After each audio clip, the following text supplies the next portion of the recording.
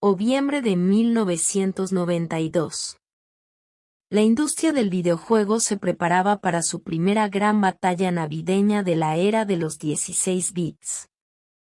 Hacía apenas un año que Sonic the Hedgehog había irrumpido en el mercado, había puesto a Sega en el mapa y había demostrado que Nintendo no era invencible.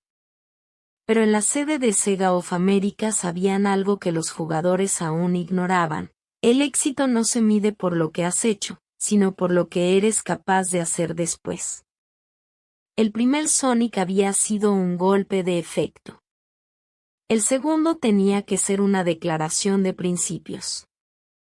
Y para ello, Sega estaba dispuesta a hacer algo que nunca antes se había hecho en la historia de los videojuegos. La historia de Sonic 2 comienza, en realidad, con una renuncia.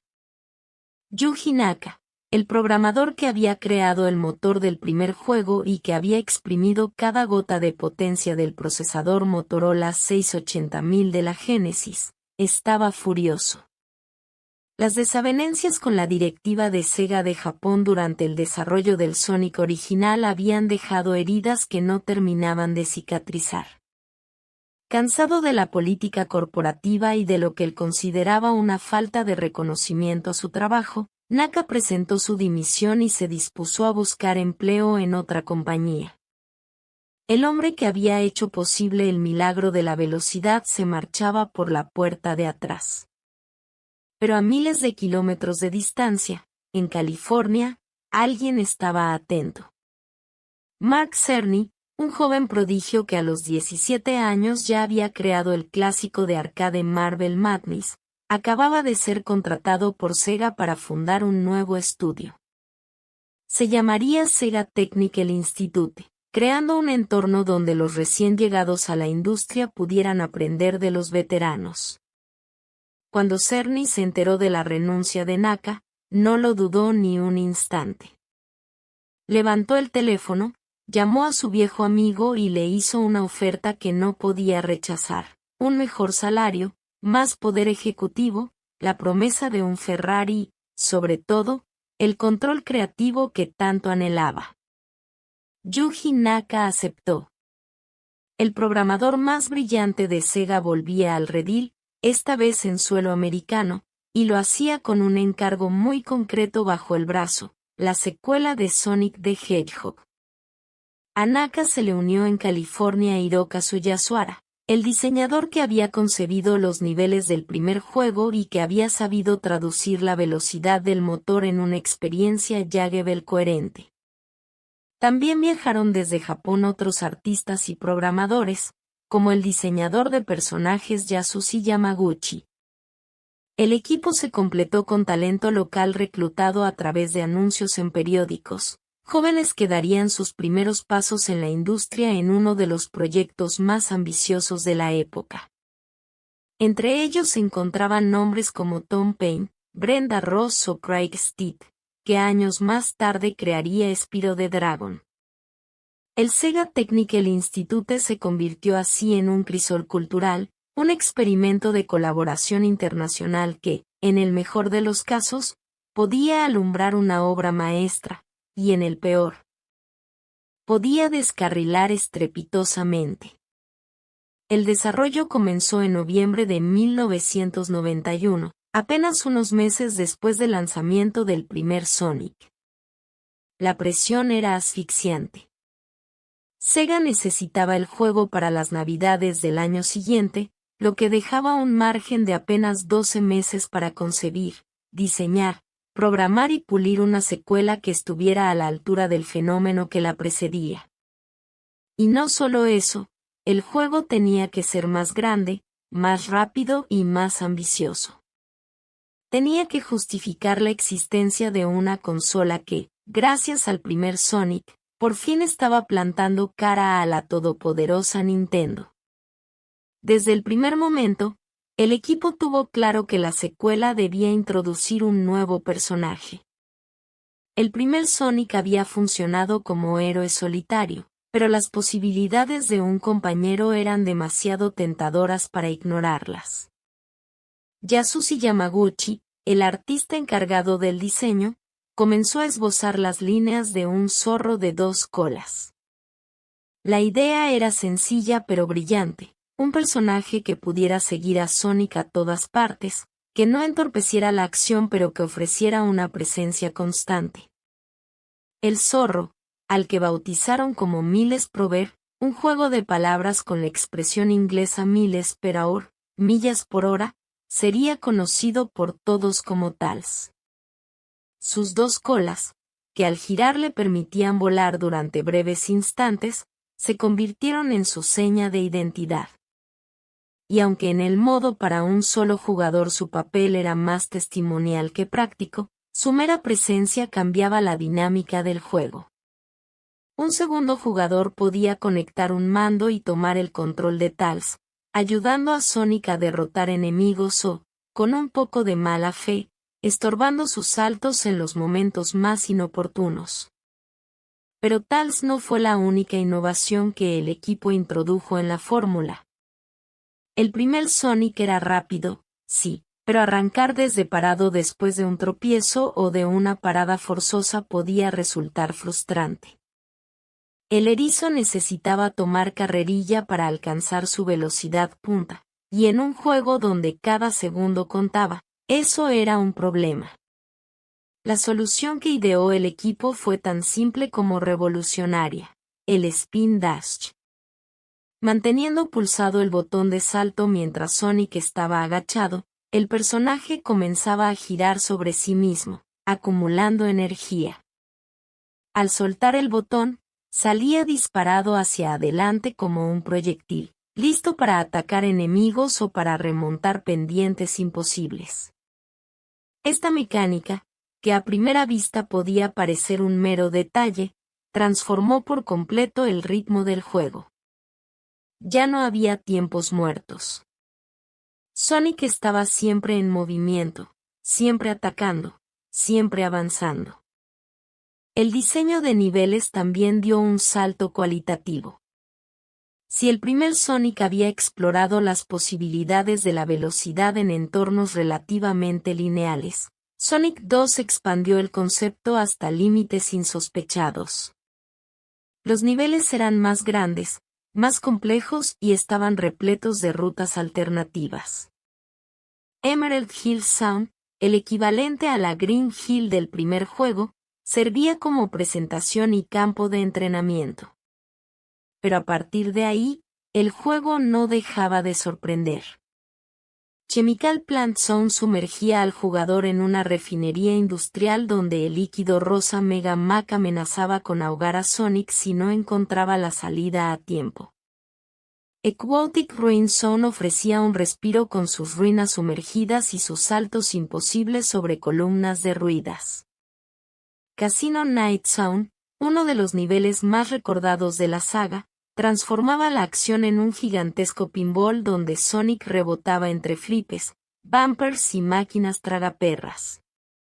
Hilltop Zone elevaba la acción a las montañas, con plataformas que se desmoronaban bajo los pies del jugador y corrientes de aire que impulsaban a Sonic hacia las alturas. Mystic Cave Zone se adentraba en las profundidades de una mina abandonada, con secciones de techo bajo que obligaban a agacharse y enemigos que surgían de las sombras. Oil Ocean Zone cubría el suelo de un viscoso petróleo que ralentizaba el movimiento y exigía precisión en cada salto. Metropolis Zone, una pesadilla de engranajes, sierras y transportadores, ponía a prueba la paciencia de los jugadores más experimentados. Y finalmente, Sky Chase Zone, una fase de transición a bordo del biplano Tornado, y Wing Fortress Zone, el asalto final a la fortaleza voladora de Robotnik, culminaban el viaje antes del enfrentamiento definitivo. Porque si algo tenía claro el equipo de desarrollo era que el final del juego debía ser épico. El primer Sonic terminaba en Scrap Brain Zone y luego en una batalla final contra Robotnik dentro de un mecanismo de émbolos. Correcto, pero no inolvidable. Para Sonic 2, Yuji Naka y los suyos imaginaron algo mucho más ambicioso, una estación espacial. La DeaTech, un guiño nada disimulado a la estrella de la muerte de Star Wars, se alzaba como el escenario definitivo. Sonic, acompañado por Tails el Tornado, se lanzaba a la conquista del espacio en una secuencia que, para los estándares de 1992, resultaba sencillamente cinematográfica. Allí, en la órbita terrestre, le esperaban 2 enfrentamientos consecutivos. Primero contra un Robotnik gigantesco ataviado con su traje espacial, y después, en una carrera contrarreloj, contra el robot definitivo mientras la estación se desmoronaba a su alrededor. Si el jugador había conseguido reunir las 7 esmeraldas del caos, Sonic se transformaba en Super Sonic, una versión dorada e invencible del erizo que surcaba el espacio sin necesidad de la nave. Si no, la huida era a bordo del Tornado, esquivando asteroides y misiles hasta poner a salvo. El camino para conseguir esas 7 esmeraldas del caos había cambiado por completo respecto al primer juego. En Sonic 1, las fases especiales eran laberintos tridimensionales que rotaban sobre sí mismos, una proeza técnica que había dejado boquiabiertos a los jugadores. Para la secuela, el equipo quería algo aún más espectacular. La solución fue un tubo en 3 dimensiones, una especie de medio tubo de skate que se extendía hacia el horizonte mientras Sonic corría a toda velocidad recogiendo anillos y esquivando bombas. La sensación de profundidad, conseguida mediante gráficos pre-renderizados que luego se convertían en sprites para la Genesis, era asombrosa. Nunca antes una consola de 16 bits había mostrado algo semejante. Para acceder a estas fases, el jugador debía alcanzar un poste de control con al menos 50 anillos. Un destello de estrella sobre el poste indicaba que el portal estaba abierto. Saltar a través de él transportaba a Sonic al tubo tridimensional, donde debía recoger una cantidad determinada de anillos en 3 tramos consecutivos. Si lo conseguía, la esmeralda del caos era suya. Si fallaba, tenía que esperar a la siguiente oportunidad.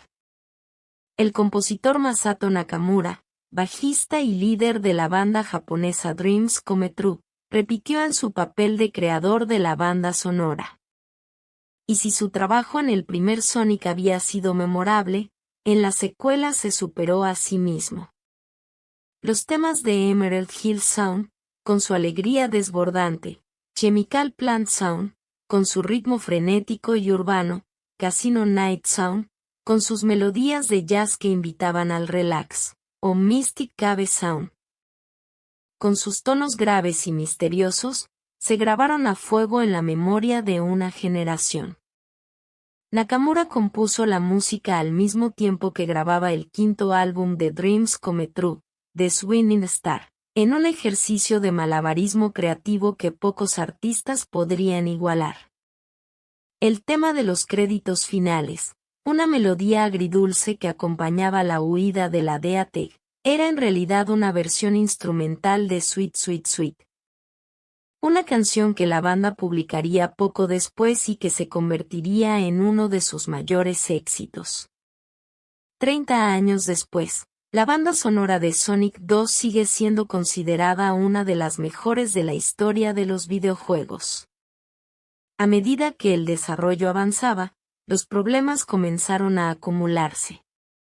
Las jornadas de trabajo se alargaban hasta la madrugada, y el sueño se acumulaba en los ojos de los programadores. El cartucho original estaba previsto para tener el mismo tamaño que el del primer juego, pero a medida que se añadían niveles, enemigos y melodías, el espacio se agotaba. Hubo que ampliar la capacidad del cartucho, lo que incrementó los costes de producción. Y para colmo, el juego no fue llevable de principio a fin hasta las últimas 48 horas de desarrollo, en septiembre de 1992. Hasta ese momento, los niveles existían como piezas sueltas de un puzzle que nadie había conseguido ensamblar. Cuando por fin, en una maratoniana sesión de pruebas, El equipo logró completar el recorrido desde Emerald Hill hasta la Dea Tech sin que el juego se colgara. La sensación de alivio fue indescriptible. Lo habían conseguido. Contra todo pronóstico, lo habían conseguido. Pero el verdadero golpe maestro no estaba en el código del juego, sino en la estrategia de marketing que Sega desplegó para su lanzamiento. En una época en la que los videojuegos llegaban a las tiendas de forma escalonada, primero en Japón, luego en Estados Unidos y finalmente en Europa, con diferencias de semanas o incluso meses entre territorios, Sega decidió hacer algo inaudito, un lanzamiento mundial simultáneo. El día elegido fue el martes 24 de noviembre de 1992, apenas 3 días después del estreno japonés. A esta fecha se le bautizó como Sonic 2 Style, un juego de palabras entre el nombre del juego y el día de la semana. La campaña de marketing fue agresiva y costosa. $10 millones que se invirtieron en anuncios de televisión, cuñas de radio, vallas publicitarias y acciones promocionales en tiendas. Se enviaron camisetas como regalo de reserva, pizarras para que los comercios contabilizaran los días que faltaban para el lanzamiento. Y se organizaron eventos en los que los jugadores podían probar el juego antes de su salida oficial. La expectación era tal que las tiendas abrieron sus puertas a medianoche, y las colas de aficionados daban la vuelta a la manzana. El resultado superó todas las previsiones. Sonic the Hedgehog 2 se convirtió en el juego más rápidamente vendido de la historia hasta ese momento. Rompió récords de ventas en Norteamérica y Europa, y se alzó como el título más exitoso de 1992. Las cifras finales hablan de más de 6 millones de copias vendidas en todo el mundo, lo que lo convierte en el segundo juego más vendido de la historia de la Genesis, solo por detrás de su predecesor. Los ingresos brutos superaron los $450 millones.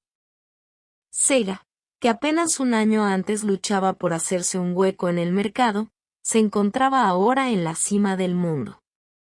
La Genesis superaba en ventas a la Super Nintendo, y Sonic se codeaba con Mario como los dos grandes iconos de la industria. La crítica, por su parte, se rindió a la evidencia. Las revistas especializadas de la época otorgaron al juego puntuaciones cercanas a la perfección. Se alabó su diseño de niveles, su banda sonora, su sentido de la velocidad y la inclusión del modo para 2 jugadores.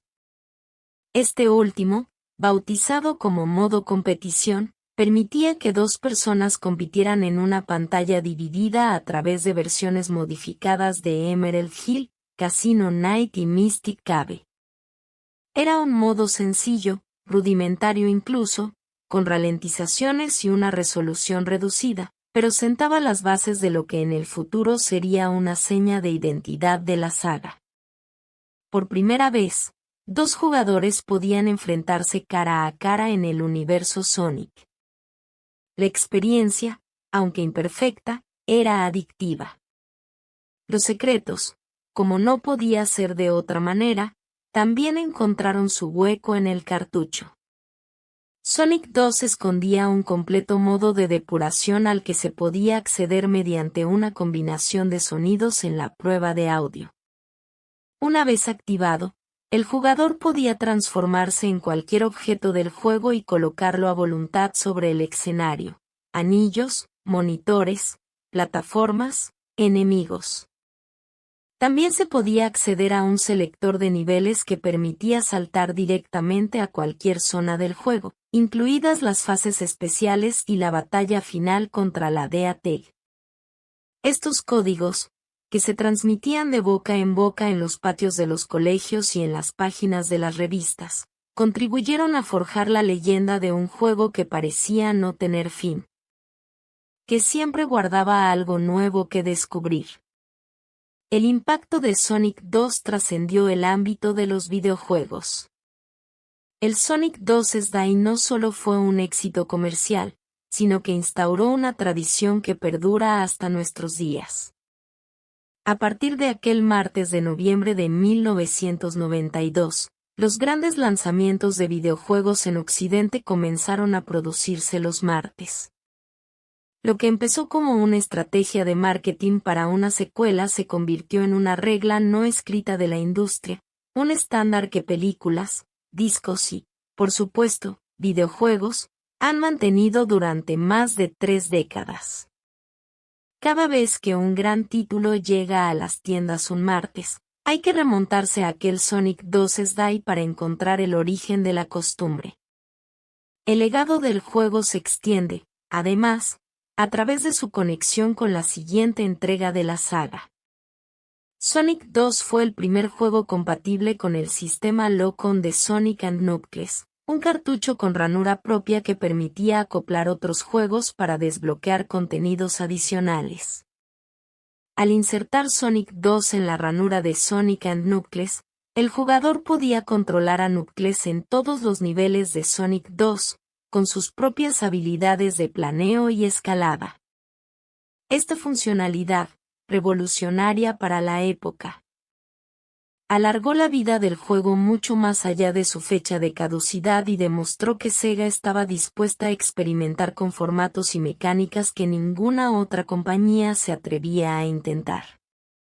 Hoy, más de 3 décadas después de aquel lejano Sonic 2's Day, el segundo juego del Erizo Azul sigue siendo considerado por muchos como la cima de la saga. Es la entrega que consolidó la fórmula, que introdujo a Tails, que nos regaló el Spin Dash y que nos llevó al espacio. Es el juego que demostró que el éxito del primer Sonic no había sido un golpe de suerte, sino el inicio de una franquicia llamada a dominar el mundo. Y es, sobre todo, el testimonio de un momento irrepetible en la historia de los videojuegos, un tiempo en el que un puñado de jóvenes talentos, trabajando a caballo entre 2 culturas y 2 idiomas, fueron capaces de crear algo más grande que ellos mismos. Algo que, 30 años después, sigue haciéndonos sonreír cada vez que escuchamos los primeros acordes de Emerald Hill Sound y apretamos el botón de Start.